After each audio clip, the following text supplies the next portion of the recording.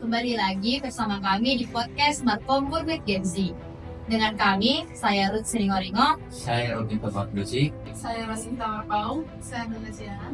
saya Renata Sinaga. Saya Cisha Manalu. Saya Musi Barani. Di video kali ini, kita akan membahas topik yang penting nih, yaitu bentuk negara, bentuk pemerintahan, dan sistem pemerintahan. Yuk kita masuk pada segmen yang pertama ya. Pertama ini kita akan bahas topik penting yang jadi dasar berdirinya negara kita, yaitu bentuk negara.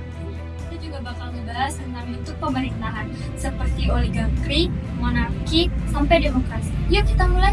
Oke, kita mulai dari bentuk negara ya. Secara umum, ada dua bentuk negara yang digunakan di dunia, yaitu negara kesatuan dan negara serikat. Nah, Indonesia itu berbentuk negara kesatuan, guys. Nah, maksud dari negara kesatuan itu kira-kira apa ya? Negara kesatuan itu artinya yang disusun secara hukum. Tidak ada negara di dalam negara. Semua kekuasaan ada di tangan pemerintahan pusat. Gak ada negara di bagian seperti di negara serikat. Aku ingin menambahkan ya, Chef Strong menyebutkan dua ciri penting negara kesatuan. Pertama, adanya supremasi dari Dewan Perwakilan Rakyat Pusat. Dan kedua, tidak ada badan lain berdaulat selain pemerintah pusat. Jadi disampaikan dalam konstitusi kita UUD 1945 menyebutkan negara Indonesia adalah negara kesatuan yang berbentuk republik. Ini diperkuat lagi di pasal 18, yaitu 18B ayat 2, 25A dan 37 ayat 5. Bahkan MPR juga sepakat untuk tidak mengubah bentuk negara kita. NKRI harga mati. Kamu benar, tetapi meski negara kita negara kesatuan, kita tetap menerapkan asas desentralisasi loh. Artinya, pemerintah daerah tetap memiliki kewenangan untuk mengatur daerahnya masing-masing.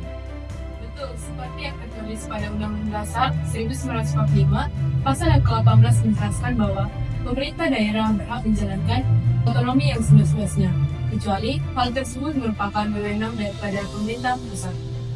Dan juga, menurut Undang-Undang Nomor 23 Tahun 2014, pemerintah pusat juga menangani 6 hal utama, yaitu politik luar negeri, pertahanan, hukum, keamanan, agama, dan moneter. Selebihnya urusan daerah.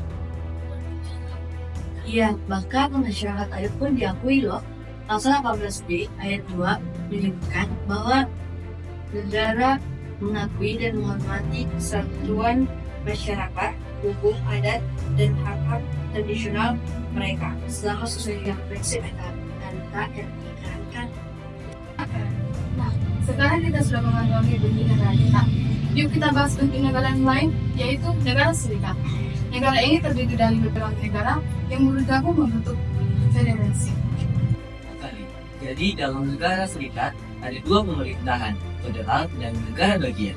Pemerintahan federal menangani urusan bersama seperti pemerintahan, hubungan internasional dan mata uang. Ya, dan juga seperti itu, negara bagian mengatur urusan negerinya masing-masing. Intinya, kekuasaan berasal dari negara bagian yang menyerahkan sebagian wewenangnya ke pemerintah federal. Sekarang, yuk kita bahas bentuk pemerintahan berdasarkan siapa yang pegang kekuasaan. Ada 3 jenis nih, yaitu oligarki, monarki, dan demokrasi. Kami bahas bentuk yang pertama ya, yaitu oligarki. Ini adalah bentuk pemerintahan yang dikuasai oleh sekelompok kecil orang. Biasanya berasal dari kalangan elit atau feodal. Untuk zaman sekarang, bentuk ini udah jarang dipakai sih. Bagaimana dengan monarki? Aku bantu jawab ya. Monarki itu pemerintahannya dipegang oleh satu orang, biasanya raja atau ratu, dan kekuasaannya juga dapat diwariskan. Dalam sistem ini, rakyat juga punya banyak suara. Kalau demokrasi, gimana ya? Aku jelasin ya, demokrasi adalah bentuk yang dianut Indonesia. Kekuasaan tertinggi ada di tangan rakyat, pemerintahan dari rakyat, oleh rakyat, dan untuk rakyat. Rakyat punya suara dalam pemilu, kebijakan, dan pengawasan pemerintah. Baiklah, terima kasih atas penjelasannya ya teman-teman. Kita masuk ke segmen kedua ya. Nah, kita bakal bahas topik yang seru dan penting juga nih, yaitu bentuk pemerintahan. Kenapa hal ini penting? Karena ini menyangkut cara kekuasaan suatu negara dijalankan. Yuk kita mulai. Tahukah kalian, hanya terdapat 2 bentuk pemerintahan yang dikenal di dunia, yaitu republik dan monarki. Apa sih bedanya? Bedanya hanya terdapat dari cara keterdistribusian suatu negara terhadap kekuasaan. Apabila sentralistik atau kekuasaan dipusatkan, itu monarki. Sedangkan apabila desentralistik atau kepusatan dibagi, maka itu adalah republik. Kita bahas kata ini sudah dikenal sejak zaman Romawi kuno. Secara etimologi, republik berarti pemerintahan dijalankan oleh dan untuk kepentingan umum. Menurut kata Badimanan, republikanisme itu intinya pemerintah harus melayani banyak rakyat, bukan cuma Menarik ya, aku mau nambahin nih. Bentuk Republik Indonesia terdiri atas dua ciri utama. Pertama, kekuasaan tersebar, gak cuma di satu lembaga. Jadi kekuasaan ini tersebar di organ negara. Ini namanya desentralisasi. Kedua, rakyat punya peran aktif, bukan cuma nonton, melainkan juga ikut dalam pemerintahan melalui referendum, partai politik, dan pemilu, dan sebagainya. Jadi penasaran kan bagaimana pemerintahan monarki? Sini aku jelasin, kita mulai dari bentuk pemerintahan monarki ya. Menurut secara harfiah, monarki berasal dari bahasa Yunani. Monos artinya satu, dan argen artinya pemerintahan. Jadi ini pemerintahan yang dijalankan oleh satu orang, yaitu raja. Iya nih, dalam monarki kekuasaan raja mutlak karena dianggap wakil Tuhan di bumi. Ini disebut the divine right of the king. Rakyat tidak punya hak memilih raja karena jabatan itu diwariskan. Seperti kata Raja Prancis Louis XIV, "Nite c'est moi," alias negara adalah saya. Aku lanjut ya. Monarki ada juga jenisnya loh. Monarki terbagi menjadi tiga. Yang pertama monarki absolut, yang berarti semua kekuasaan di tangan raja. Contohnya seperti negara Brunei Darussalam. Yang kedua, monarki konstitusional, yang berarti kekuasaan raja dibatasi konstitusional. Contohnya negara Swedia. Yang ketiga, monarki parlementer, yaitu raja cuma simbol, di mana kekuasaan ada di kabinet dan parlemen. Contohnya adalah negara Malaysia.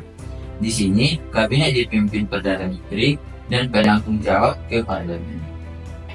dari sistem yang memusatkan kekuasaan pada satu orang sampai sistem yang kasih rakyat suara penuh. Mau itu monarki atau republik, semua memiliki sejarah dan struktur khas. Yang penting adalah kesejahteraan rakyat harus dijaga, entah melalui konstitusi maupun sistem demokrasi secara langsung. Kesejahteraan rakyatlah yang harus dijaga. Akhirnya kita memasuki segmen ketiga. Setelah tadi kita membahas topik bentuk negara dan bentuk pemerintahan, kita akan masuk topik terakhir kita, yaitu sistem pemerintahan. Nah, apa sih sebenarnya sistem pemerintahan itu? Aku tahu nih, sistem pemerintahan adalah cara suatu negara mengatur dan menjalankan kekuasaan pemerintahan. Biasanya berdasarkan sistem politik dan juga sejarah bangsa tersebut. Di dunia ada beberapa tipe sistem pemerintahan, tapi yang paling terkenal adalah sistem presidensial dan sistem parlementer. Kita mulai dari sistem pemerintahan presidensial ya. Indonesia sendiri menganut sistem ini sejak 18 Agustus 1945 saat sidang PPKI menetapkan Undang-Undang 1945. Dalam sistem presidensial, Presiden menjabat sebagai kepala negara sekaligus kepala pemerintahan. Itu benar, berarti Presiden memiliki wewenang untuk menunjuk para menterinya, dan para menteri bertanggung jawab kepada Presiden, bukan kepada parlementer. Negara lain yang menganut sistem ini adalah Amerika Serikat. Tapi ada perbedaan nih.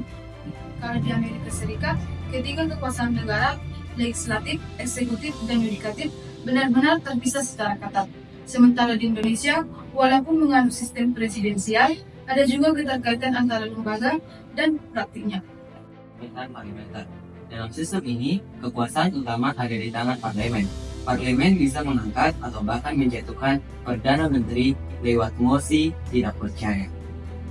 Aku tambahin ya, biasanya ada dua tokoh penting dalam sistem ini, yaitu Presiden atau Raja sebagai kepala negara dan Perdana Menteri sebagai kepala pemerintahan.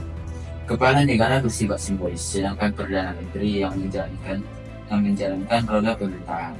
Contoh negara parlementer adalah Inggris. Nah, sistem ini memiliki beberapa ciri-ciri loh.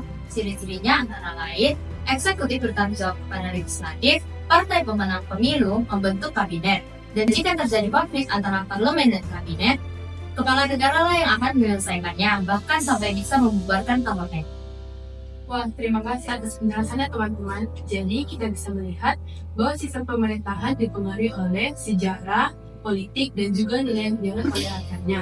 Namun intinya tetap, semua sistem pemerintahan bertujuan untuk menyejahterakan dan mewujudkan keadilan bagi semua rakyatnya. Terkait benang merah dari 3 materi yang sudah kita bahas, bentuk negara, bentuk pemerintahan, dan sistem pemerintahan semuanya saling berkaitan dan menentukan bagaimana kekuasaan dijalankan di suatu negara. Benar, bentuk negara menentukan apakah negara itu satu kesatuan atau federasi. Bentuk pemerintahan menjelaskan apakah negara itu monarki atau republik. Sedangkan sistem pemerintahan menunjukkan bagaimana kekuasaan dijalankan dalam praktiknya, apakah presidensial atau pemilu. Sebagai warga negara, memahami ketiga konsep ini sangat penting banget untuk kita, bagaimana negara bekerja dan bagaimana peran kita sebagai rakyat. Karena pada akhirnya kita bukan hanya penonton dalam penyelenggaraan negara, tapi juga pelaku. Kita punya suara, punya hak, dan punya tanggung jawab untuk menjaga demokrasi. Ya, benar sekali. Itulah kenapa penting bagi kita untuk terus belajar dan peka terhadap kehidupan bernegara. Yuk jadi warga negara yang cerdas dan aktif berkontribusi. Itu dia obrolan kita mengenai topik bentuk negara, bentuk pemerintahan, dan sistem pemerintahan. Terima kasih telah mendengarkan Berkompor with Gen Z. Jangan lupa, pahami negaramu, cinta yang bangsamu.